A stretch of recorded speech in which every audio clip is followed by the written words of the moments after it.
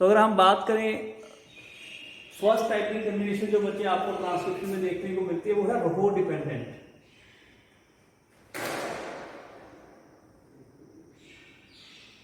और दूसरी है बच्चे रो इंडिपेंडेंट।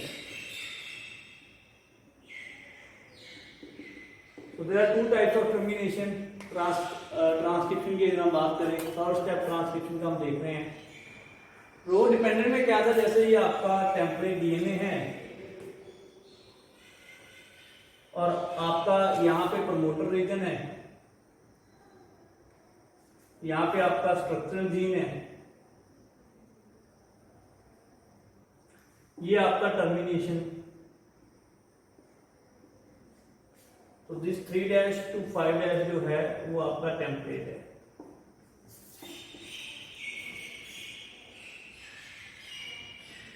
तो प्रमोटर रीजन के ऊपर बच्चे सिग्मा फैक्टर आके बाइंड करता है और प्रमोटर रीजन के ऊपर फिर दूसरा एंजाइम का कॉम्प्लेक्स आके बाइंड करेगा, alpha beta beta dash omega.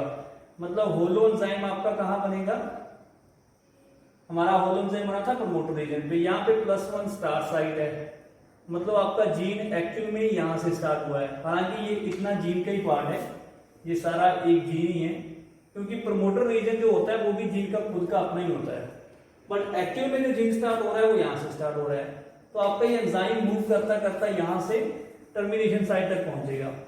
और जब टर्मिनेशन साइट तक ये एंजाइम पहुंच गया, रास्ते में हालांकि सिग्मा फैक्टर इसको छोड़ के चला जाएगा, तो यहाँ पे जो पहुंचेगा वो सिर्फ आपका अल्फा बीटा बीटा डैश और ओमेगा, मतलब एपो एंजाइम वाला पार्ट पहुंचेगा।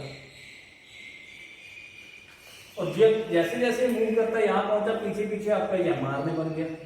5' ये 3' एंड एमआरएनए का अंदर है इसके, तो ये आपका पीछे पीछे वो एमआरएनए बनाता चला गया टेम्पलेट के अकॉर्डिंग। बट जब टर्मिनेशन साइट पे पहुंचेगा तो दो तरीके से ट्रांसक्रिप्शन की टर्मिनेशन हो सकती है। आपको इस एंजाइम को इस टेम्पलेट डीएनए के स्ट्रैंड से हटवाना है। अगर ये एंजाइम यहां से चला जाए एपो एंजाइम, तो आपकी टर्मिनेशन हो जाएगी, ट्रांसक्रिप्शन खत्म हो जाएगी, मतलब एमआरएनए बनना बंद हो जाएगा। तो उसके लिए पहली जो टर्मिनेशन है that is called rho dependent. Rho protein आएगी बच्चे, रो प्रोटीन जो है वो ज्वाइन करेगी इसको। तो मान लो यहां पे रो प्रोटीन आ गई, और जैसे ही रो प्रोटीन आकर इसको ज्वाइन करेगी, आपका एपो एंजाइम यहां से इसको छोड़ के निकल जाएगा।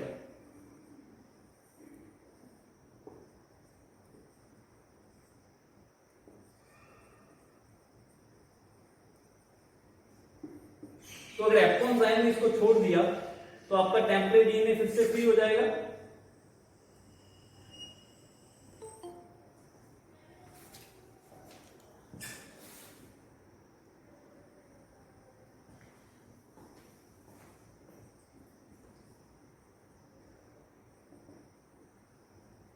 तो आपका टेम्पलेट डीएनए फ्री हो जाएगा, प्लस आपका एंजाइम निकल ही गया है साइड पे, प्लस आपका नीचे जो है +1 स्टार्ट साइड से आपका एमआरएनए आपको यहां पे बनता हुआ नीचे नजर आएगा।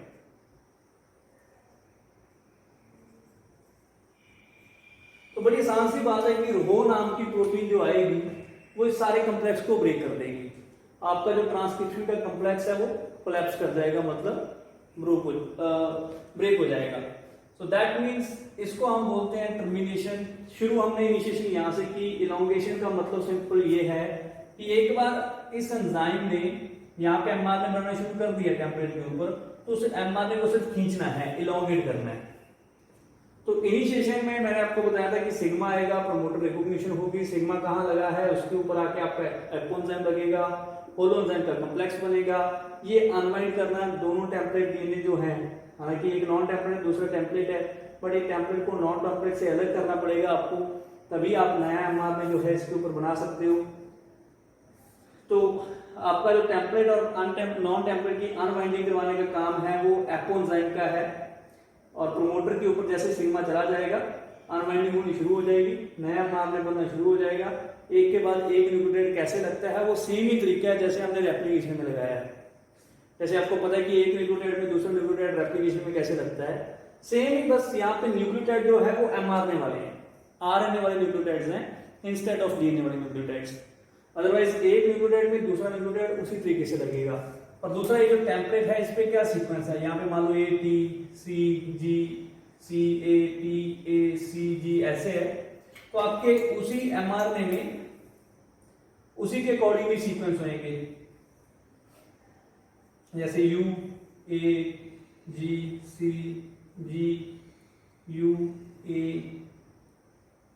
UAUG। तो आपका mRNA में वही कंप्लीमेंट्री बेस एक एक करके आप एक के बाद एक दूसरा जो है वो उसमें ऐड करते चले जाओगे, आपका mRNA एलोंगेट होता चला जाएगा, जब तक आपका पूरा एंजाइम का कॉम्प्लेक्स किस साइड पे पहुंच जाता, टर्मिनेशन साइट। जैसे ही टर्मिनेशन साइट आती है, रोहो नाम की प्रोटीन जो है उसको आके ज्वाइन कर लेती है। तो that is called as rho dependent termination of transcription की रो डिपेंडेंट टर्मिनेशन कैसे होती है। इसके अलावा होती है बच्चे रो इंडिपेंडेंट टर्मिनेशन, मतलब यहाँ पे कोई भी रो नाम की प्रोटीन नहीं आएगी आपके इस टर्मिनेशन को खत्म, ट्रांसक्रिप्शन को खत्म करने के लिए। रो प्रोटीन के बिना अगर ये टर्मिनेशन हो जाए, विदाउट रो प्रोटीन अगर ये हो जाए, तो उसको हम बोलते हैं rho independent, without the involvement of rho protein.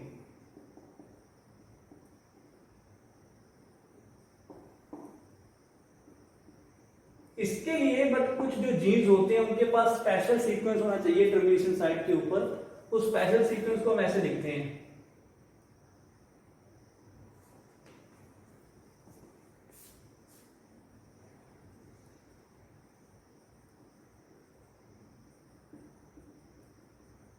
Termination site के ऊपर अगर ये स्पेशल सीक्वेंस है जिसमें बहुत सारी ए प्रेजेंट हैं, तो क्या होता है बच्चे, टर्मिनेशन फिर कैसे हो सकती है, बिना रो प्रोटीन के टर्मिनेशन कैसे हो जाएगी।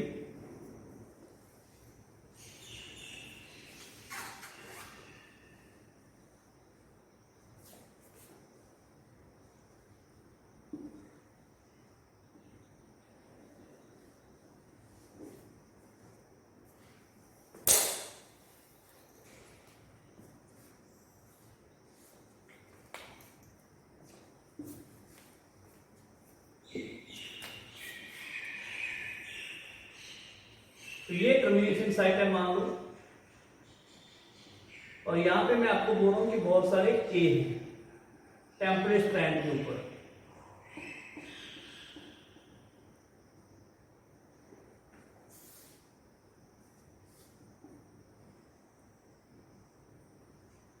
तो आपका एंजाइम बच्चे जैसे ही यहां पहुंचा,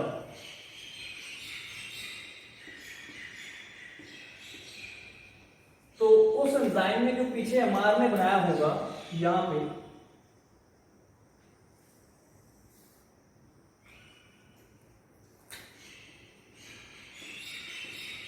तो इस mRNA में अगर टेम्पलेट पे आपके this is your template strand, अगर टेम्पलेट के ऊपर ए है तो यहां पे mRNA पे U ऐड होगी, ए है तो U ऐड होगी, ए है तो U ऐड होगी, ए है तो U ऐड होगी, ए है तो U, ए है तो U।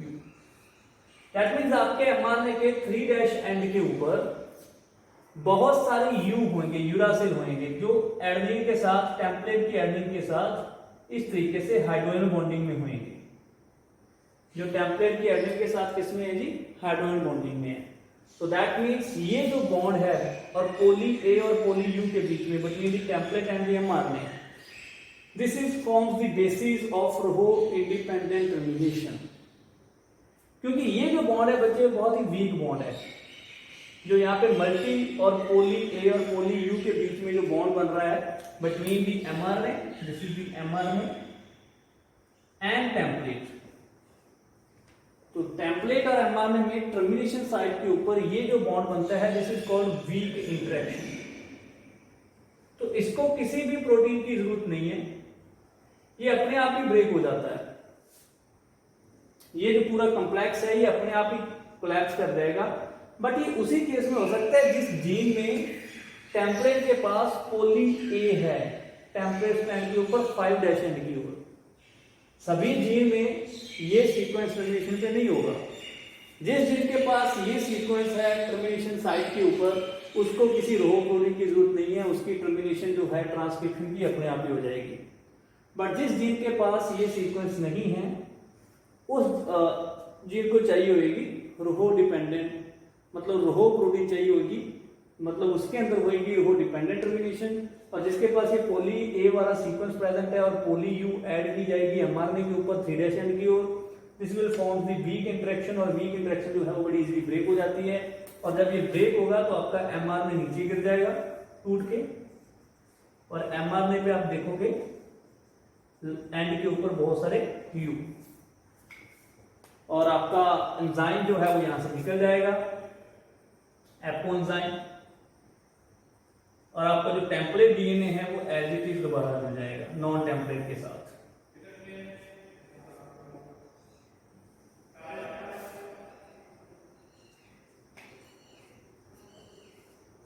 तो ये आपका बच्चे टेम्पलेट और डीएनए, ये उससे बना हुआ एमआरएनए, और आपका एंजाइम जो है वो अलग निकल गया। तो ये एंजाइम दोबारा से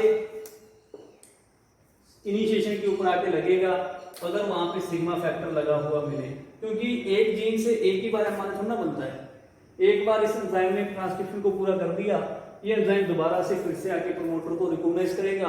प्रमोटर को रिकॉग्नाइज कैसे करेगा कि सिग्मा फैक्टर कहां लगा है, सिग्मा लगा है तो एपो एंजाइम आके लगेगा, तो this whole enzyme complex is called as holoenzyme.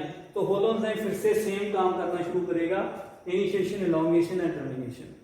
तो इनिशिएशन भी हमने डिस्कस कर लिया, प्रमोटर क्या है ये भी बता दिया। प्रमोटर जो है वो स्टार्टिंग पॉइंट है, मतलब प्रमोटर पे आके इसको पता चलेगा कि स्टार्ट साइड कहां पे है, स्कैन करना ये एंजाइम शुरू करेगा, +1 साइड पे पहुंचेगा, वहीं से एमआरएनए बनना शुरू होगा।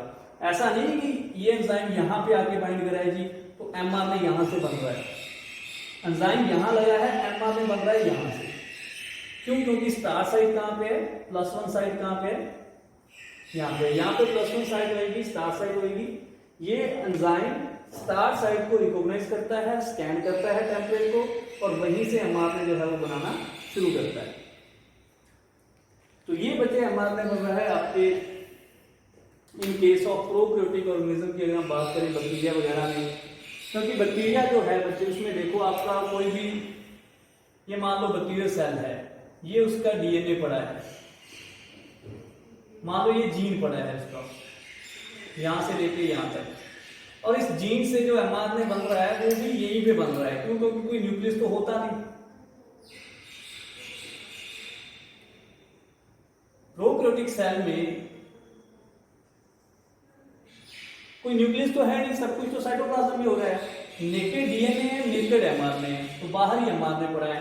तो इस एमआरएनए के ऊपर क्योंकि साइटोप्लाज्म में राइबोसोम्स पड़े होते हैं, तो ये राइबोसोम इस एमआरएनए पे बैठ जाते हैं और इस एमआरएनए की ट्रांसलेशन शुरू कर देते हैं, मतलब प्रोटीन सिंथेसिस शुरू कर देते हैं। मतलब अभी ये एमआरएनए बन ही रहा है, अभी ये एमआरएनए कंप्लीटली बन के अपने टेम्पलेट से अलग नहीं हुआ, अभी ये टेम्पलेट के साथ जुड़ा हुआ है, बट पीछे इसकी ट्रांसलेशन होनी शुरू भी होगी, मतलब प्रोटीन सिंथेसिस शुरू भी होगी। अभी एमआरएनए पूरा बड़ा भी नहीं है, उसका 3' एंड अभी बन रहा है, तो मतलब ट्रांसक्रिप्शन भी चल रही है साथ में और उसकी ट्रांसलेशन भी होनी शुरू होगी। प्रोटीन सिंथेसिस को हम क्या बोलते हैं? ट्रांसलेशन। ये सिर्फ प्रोकैरियोट्स में ही ऐसा हो सकता है। ऐसा क्यों हो रहा है? क्योंकि डीएनए जो है वो भी साइटोप्लाज्म में पड़ा है, एमआरएनए भी साइटोप्लाज्म में पड़ा है, क्योंकि कोई न्यूक्लियस डेवलप नहीं होता। और राइबोसोम जो प्रोटीन फैक्ट्रीज हैं, ये क्या है जी? राइबोसोम। और राइबोसोम जो है वो भी साइटोप्लाज्म में पड़े हैं। तो एक बार एमआरएनए का 5' एंड बन के बाहर आ गया तो इस 5' एंड के ऊपर आपको राइबोसोम लगे हुए दिखेंगे। राइबोसोम अगर लगेंगे तो राइबोसोम आगे मूव करते रहेंगे और पीछे पीछे प्रोटीन बनती रहेगी। मतलब ये एक अलग प्रोसेस है। यहां हुई है ट्रांसक्रिप्शन चल रही है, और ट्रांसक्रिप्शन अभी चल ही रही है कि पीछे क्या शुरू हो गई जी? ट्रांसलेशन शुरू होगी। सिर्फ इसमें प्रोकैरियोटिक ऑर्गेनिज्म में ऐसा होता है, किसी भी यूकैरियोटिक ऑर्गेनिज्म में ऐसा नहीं होता कि अभी एमआरएनए बन ही रहा है जी और पीछे ट्रांसलेशन भी शुरू होगी, मतलब प्रोटीन सिंथेसिस भी शुरू हो जाए। That means in case of prokaryotes ये एमआरएनए का जो लाइफ स्पैन है वो बहुत कम है। अभी ये बन ही रहा है कि इसके पीछे ट्रांसलेशन भी शुरू हो गई है, तो इस एमआरएनए को स्टेबिलिटी नहीं चाहिए। इन केस ऑफ प्रोकैरियोट्स ये एमआरएनए जो बन गया ये परमानेंट एमआरएनए है, इसमें कोई भी फर्दर मॉडिफिकेशन करने की आपको जरूरत नहीं है। बट यूकैरियोटिक ऑर्गेनिज्म के अंदर ऐसा नहीं होता। यूकैरियोटिक के अंदर हम पढ़ेंगे बच्चे post transcriptional modification.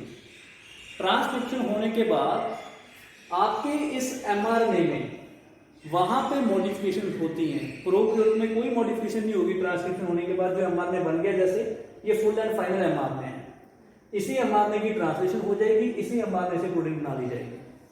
But in case of eukaryotes अगर हम बात करें तो यूकैरियोट्स के अंदर जो ट्रांसक्रिप्शन के बाद एमआरएनए बनेगा, पहले तो हम उसको एमआरएनए बोलेंगे नहीं, कुछ और नाम देंगे।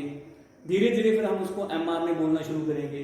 तो मतलब इस जो चीज बनेगी डीएनए के बाद, ट्रांसक्रिप्शन के बाद, इन केस ऑफ यूकैरियोट्स ट्रांसक्रिप्शन हुई, इन केस ऑफ यूकैरियोट्स, और जो पहला आरएनए बनेगा उसको हम एमआरएनए नहीं बोलेंगे, हम उसको बोलेंगे एचएनआरएनए।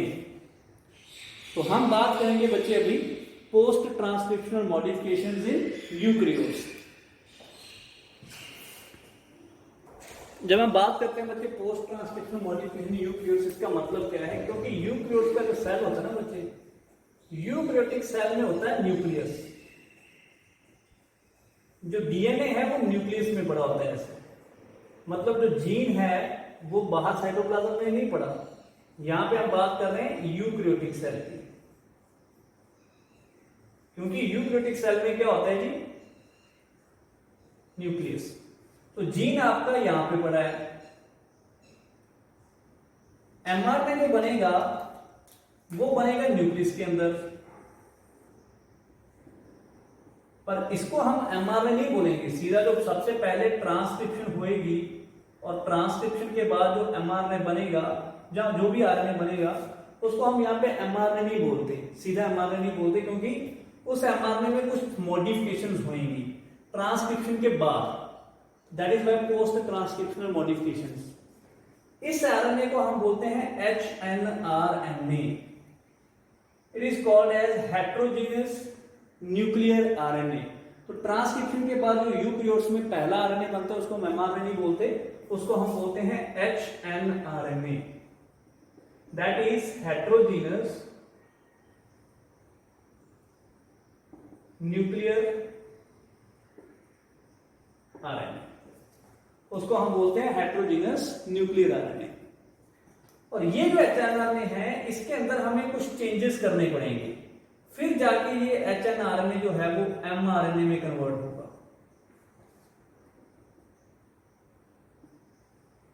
तो चेंजेस को हम बोलते हैं बच्चे post transcriptional modification. 3 main changes होते हैं इसमें।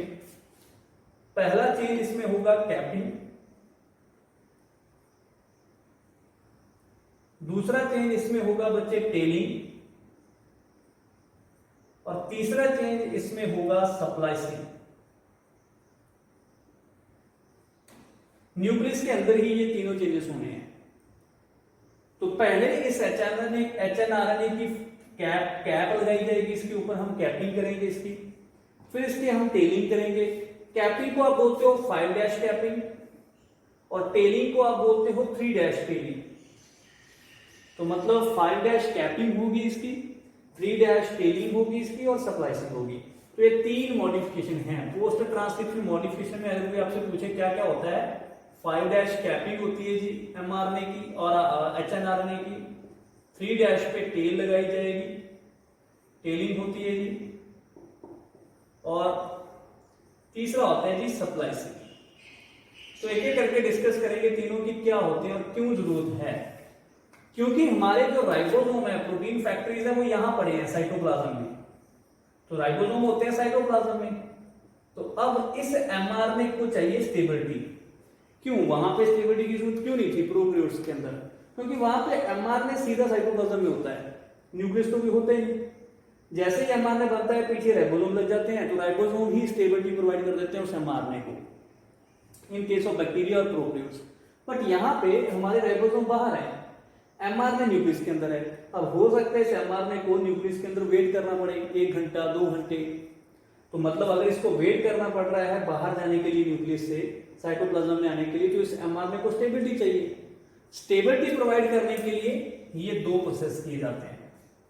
इस एमआरएनए की या इस एचएनआरएनए की 5' पे कैप लगाई जाएगी, इसकी 3 डैश पे टेल लगाई जाएगी, मतलब 5 डैश एंड पे इसकी हम कैप लगा देंगे, 3 डैश एंड के ऊपर हम इसकी टेल लगा देंगे, ताकि इसके जो एंड्स हैं वो प्रोटेक्टेड हो जाएं। एक्सोन्यूक्लियस एंजाइम, बहुत सारे एक्सोन्यूक्लियस एंजाइम होते हैं बच्चे हमारे साइटोप्लाज्म के अंदर। मान लो ये एमआरएनए एज इट इज हम बाहर भेज देते, ये एमआरएनए बाहर आ जाता बिना कैपिंग और बिना टेलिंग के, तो इस एमआरएनए को खतरा था, ये एमआरएनए मारा जा सकता था, क्योंकि इसके एंड्स जो हैं वो प्रोटेक्टेड नहीं है। किससे मारा जा सकता था? Nucleus enzyme. हमारे सेल में न्यूक्लियस एंजाइम हो सकते हैं जो न्यूक्लिक एसिड्स को डिग्रेड कर सकते हैं, तो इसके एंड्स को प्रोटेक्ट करना जरूरी था। तो 5 डैश और 3 डैश एंड को प्रोटेक्ट किया गया। कैसे प्रोटेक्ट किया गया? 5 डैश कैपिंग और 3 डैश टेलिंग से। तो हम देखते हैं बच्चे कैपिंग और टेलिंग वैसे बहुत ही आसान सी चीजें, कुछ भी मुश्किल नहीं है इसमें। ये जो आपका एचएनआरएनए है, इस एचएनआरएनए की सबसे पहले हम करेंगे 5 डैश कैपिंग। 5 डैश कैपिंग बच्चे कुछ भी नहीं है, 5 डैश एंड के ऊपर एक मिथाइल ग्वानिन आपने लगाना है। चाहे ऐसे लिख लो, चाहे इसको लिख लो कि इस एंड के ऊपर आपने मिथाइल ग्वानिन नाम का एक न्यूक्लियोटाइड ऐड करना है। 5 डैश एंड पे हमने ये इसके ऊपर ऐड कर दिया।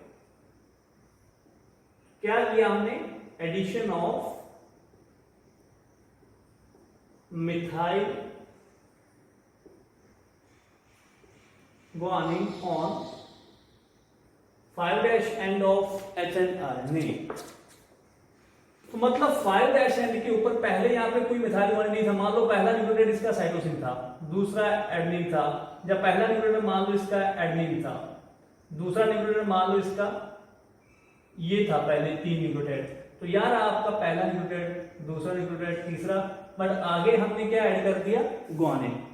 ट्रांसक्रिप्शन जब हुई तो तब यहाँ पे कोई ग्वानिन नहीं है, तब यहाँ पे AUG मान लो पहला न्यूक्लियोटाइड है 3, C A, ये सीक्वेंस है जब ट्रांसक्रिप्शन हुई। ट्रांसक्रिप्शन होने के बाद मैंने यहाँ पे 5 डैश एंड के ऊपर एक ग्वानिन ऐड किया है जिसके ऊपर मिथाइल ग्रुप लगाया है। ये 5 मिथाइल ग्वानिन क्या प्रोवाइड करता है? प्रोवाइड करेगा stability to 5 dash and.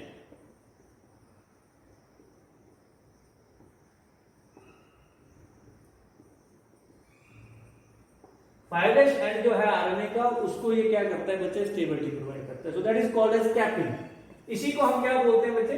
5 dash cap. इसी को आप बोलते हो 5 dash cap. And the entire process is called as 5 dash capping, कि हमने 5 डैश एंड को कैप्ड कर दिया, दैट मींस उसको प्रोटेक्ट कर दिया। अब 5 डैश एंड से इस एमआरएनए को खत्म नहीं किया जा सकता, डिग्रेड नहीं किया जा सकता, किसके द्वारा? Bye nucleus enzyme. तो अब इसका बचा 3 डैश एंड, हमें इसको भी प्रोटेक्ट करना है। इसके लिए सेकंड मॉडिफिकेशन जो है, फर्स्ट है कैपिंग, सेकंड है बच्चे 3 डैश टेल। हमें इसके 3 डैश एंड के ऊपर एक टेल लगानी है, जो ट्रांसक्रिप्शन के बाद नहीं लगी है। ट्रांसक्रिप्शन के बाद आपको ये टेल देखने को नहीं मिलेगी। ट्रांसक्रिप्शन में हमने देखा था कि इसके पास बहुत सारे यू हो सकते हैं 3 डैश एंड के ऊपर। तो मान लो ये है ट्रांसक्रिप्शन होने के बाद बाद का जो सीक्वेंस। तो 3 डैश टेलिंग में क्या होता है बच्चे? पॉली एडेनाइलेशन करनी है हमने इसकी, poly adenylation. What is poly adenylation? बड़ी आसान सी बात है, बहुत सारे ए ऐड करने हैं आपको इस एमआरएनए के ऊपर। जैसे ये आपका एमआरएनए है, अब मैं मिथाइल ग्वानिन को ऐसे लिख रहा हूं 5 डैश एंड के ऊपर। तो ये आपका एमआरएनए है। हमने क्या करना है बच्चे? इसके ऊपर बहुत सारे ए ऐड कर देने हैं 3 डैश एंड के ऊपर बस। इसको हम बोलते हैं 3 डैश टे। ये बहुत सारे एडेनिन, दैट इज पॉली एडेनाइलेशन, बहुत सारे एडेनिन आपने ऐड करने हैं। एडेनिन वाला nucleotide adenine adenine adenine adenine, ये देखो 3 डैश एंड के ऊपर ऐड कर दिया गया। ट्रांसक्रिप्शन जब हुई थी तो यहाँ पे बहुत सारे ए आपको नजर नहीं आ रहे, सिर्फ यू नजर आ रहे हैं। यहाँ पे आपको ये यू नजर आ रहे हैं, बट उसको हमने इलोंगेट किया, ट्रांसक्रिप्शन होने के बाद जो ऐड किया गया, that is by post transcriptional modification. Second part है 3' टेलिंग। तो 3' टेलिंग भी क्या करती है बच्चे, स्टेबिलिटी प्रोवाइड करती है। 5' कैप किसको, कैप जो है ये किसको प्रोटेक्शन प्रोवाइड कर रही थी, स्टेबिलिटी प्रोवाइड कर रही थी 5' एंड को। अब हमने 3' एंड भी प्रोटेक्ट कर दिया, मतलब अब जो यहाँ पे mRNA बनेगा, HNRNA को धीरे धीरे हम mRNA में कन्वर्ट कर रहे हैं, बट इस mRNA के ऊपर 5' पे कैप होगी, 3' के ऊपर टेल होगी, मतलब हम इसको स्टेबल करके बाहर भेजेंगे साइटोप्लाज्म में। अगर विदाउट स्टेबिलिटी बाहर भेज देते तो ये हशर होता है इसका, ये मारा जाता, साइटोप्लाज्म में सर्वाइव नहीं कर पाता। तो 5' एंड को भी प्रोटेक्ट करना जरूरी है, 3' एंड को भी प्रोटेक्ट करना जरूरी है। 5' को कैप के साथ प्रोटेक्ट किया है, कैपिंग में कुछ भी नहीं किया, सिर्फ एक न्यूक्लियोटाइड ऐड किया है। इस न्यूक्लियोटाइड के ऊपर मिथाइल ग्रुप होता है, that is bye methyl guanine. Normally guanine के ऊपर मिथाइल ग्रुप नहीं होता। और टेलिंग में हमने क्या किया है, बहुत सारे ए ऐड किए हैं। तीसरा जो पोस्ट ट्रांसक्रिप्शनल मॉडिफिकेशन प्रोसेस है बच्चे, उसको हम बोलते हैं स्प्लाइसिंग। ये स्प्लाइसिंग भी प्रोकैरियोट्स में नहीं होती। स्प्लाइसिंग का काम जो है वो स्टेबिलिटी प्रोवाइड करने का नहीं है, स्प्लाइस करना, कट करना। क्योंकि जो ट्रांसक्रिप्शन के बाद आरएनए बनता है बच्चे, उसमें फालतू पार्ट बहुत ज्यादा होता है। यूकैरियोट्स के जीन्स में कुछ दिक्कत है। यूकैरियोट का जो जीन होता है ना, इनको हम स्प्लिट जीन्स बोलते हैं। Eukaryotes have split jeans.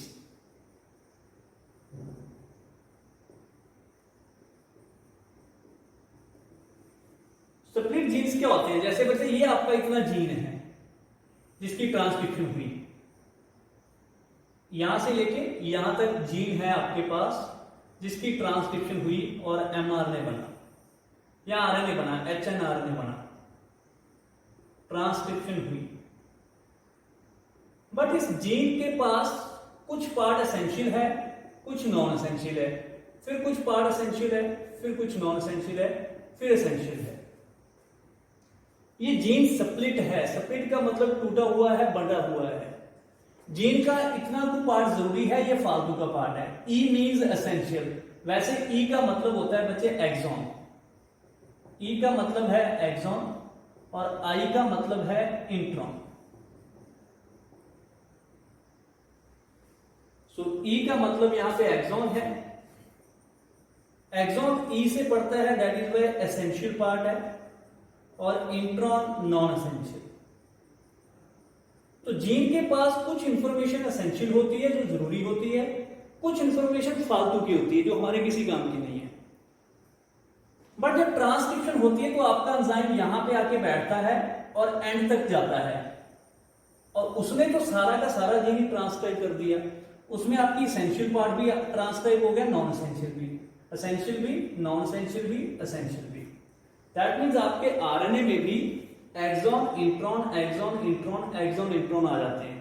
Essential information भी आ जाती है, नॉन एसेंशियल भी। Essential information, non essential, essential information, non essential. हम चाहते हैं कि हमारे आरएनए में सिर्फ एसेंशियल इंफॉर्मेशन रहे, तो हम उसकी क्या कर देते हैं बच्चे, स्प्लाइसिंग। तो स्प्लाइसिंग भी ट्रांसक्रिप्शन होने के बाद होती है। तो इस एचएनआरएनए में जो तीसरा चेंज आएगा, इसमें पहले 5' पे कैप लग चुकी है, 3' पे इस पे टेल लग चुकी है।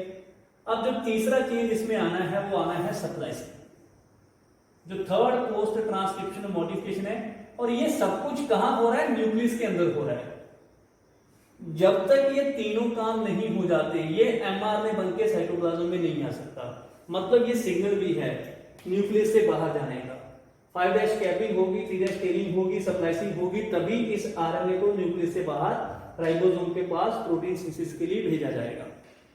तो दैट मींस स्प्लाइसिंग में क्या करना है जी, कट कर देना है आपने यहां से इसको, और कट करने के बाद आपने जो नॉन एसेंशियल पार्ट है उसको निकाल देना है।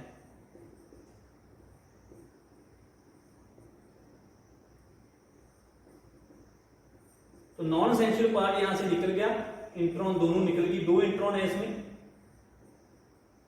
एक ये इंट्रॉन है, एक ये। तो पीछे 3 एक्सॉन बची, तीनों एक्सॉन को बच्चे जोड़ दो।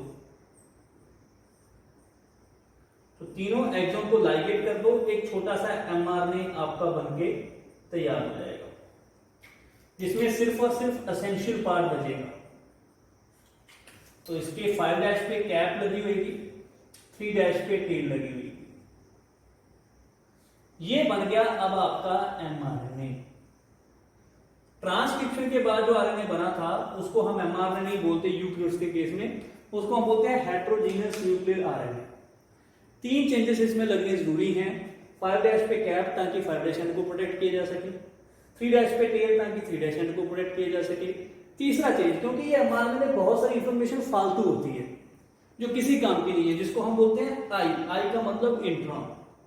Axon means essential information, E से एक्सॉन और एक्सॉन से एसेंशियल याद रखना। आई मींस इंट्रॉन मतलब नॉन एसेंशियल इंफॉर्मेशन जो हमारे काम की नहीं है। हालांकि जीन्स की सारी इंफॉर्मेशन ही कॉपी हो जाती है आरएनए के अंदर। तो जीन के पास ये सिर्फ यूकैरियोट्स में ऐसा होता है बच्चे, यूकैरियोट्स हैव सेपरेट जीन्स। इसको हम सेपरेट जीन बोलते हैं, जिसमें एसेंशियल इंफॉर्मेशन को थोड़ा सा इंटरवीन करती है non essential information. So when essential information on the genes is intervened by a non-essential information or non-essential sequence of nucleotides in a gene, that kind of genes are called as separate genes.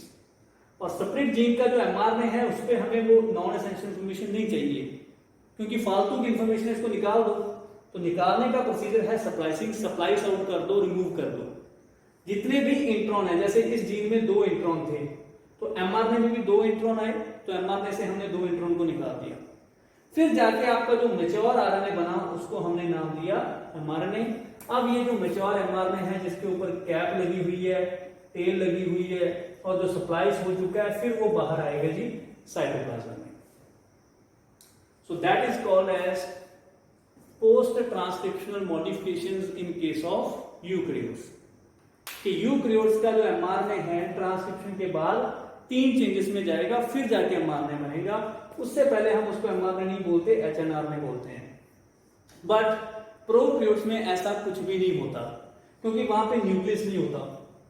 वहां पे जो gene से mRNA बनेगा वो सीधा mRNA बनेगा, उसमें कोई भी चेंज आने वाला नहीं है, क्योंकि सब कुछ साइटोप्लाज्म में हो रहा होता है। और उस एमआरएनए को अगर स्टेबिलिटी देनी है तो राइबोसोम्स दे देंगे, क्योंकि राइबोसोम्स इमीडिएटली जैसे ही एमआरएनए बनता है उसके ऊपर अटैच कर जाते हैं आगे। सो दैट मीन्स ये डिफरेंस आपको जो है बच्चे वो क्लियर होना चाहिए कि क्या डिफरेंस है, क्यों यूकैरियोट्स के अंदर एमआरएनए में मॉडिफिकेशन होती है ट्रांसक्रिप्शन होने के बाद, और प्रोकैरियोट्स में ऐसी कोई भी मॉडिफिकेशंस आपको देखने को नजर नहीं आती।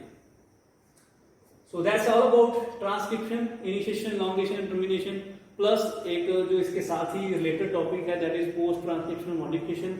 अब नेक्स्ट लेक्चर में देखेंगे बच्चे कि हमने एमआरएनए तो बना लिया, अब ये एमआरएनए यहां आ गया राइबोसोम के पास, तो ये राइबोसोम इस एमआरएनए पे लग गए, तो इस एमआरएनए से वो प्रोटीन्स कैसे बनाएंगे, जो कि थर्ड प्रोसेस है हमारा, that is translation. Replication, transcription and translation. MRNA को बनाने का फायदा तब है अगर वो ट्रांसलेट होकर प्रोटीन सिंथेसिस करे। तो नेक्स्ट लेक्चर में देखेंगे बच्चे translation, that is protein synthesis. कि एमआरएनए जो बना लिया, एमआरएनए को हमने मॉडिफाई कर लिया, उसको बाहर भेज दिया साइटोप्लाज्म में, प्रोटीन फैक्ट्री के पास भेज दिया, तो ये राइबोसोम इस एमआरएनए के ऊपर जो इंफॉर्मेशन है अबाउट प्रोटीन सिंथेसिस उसको रीड कैसे करेगा, और रीड करने के बाद वो उसकी प्रोटीन सिंथेसिस कैसे करता है, मतलब प्रोटीन्स, नई प्रोटीन्स कैसे बनाई जाती है from the information provided by the mRNA molecule. So next lecture में बच्चे इसको हम डिस्कस करते हैं।